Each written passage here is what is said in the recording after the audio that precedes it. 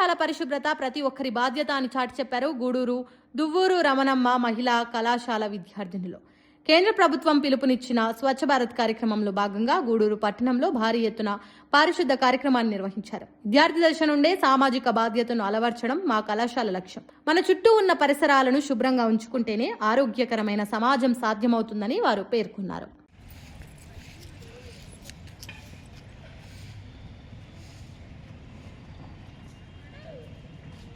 పేరు మనీషా. రోటరాక్ట్ వారోత్సవాల సందర్భంగా ఈరోజు 6వ రోజు అనగా 14వ తేదీన మా కాలేజ్ నందు స్వచ్ఛ కాలేజ్ స్వచ్ఛ గూడూరు అని చెప్పి స్వచ్ఛ భారత్లా చేసుకున్నాము. అందులో భాగంగా మా కాలేజ్ విద్యార్థినీలు క్యాంపస్ క్లీన్ చేయడం జరిగింది. నమస్కారం.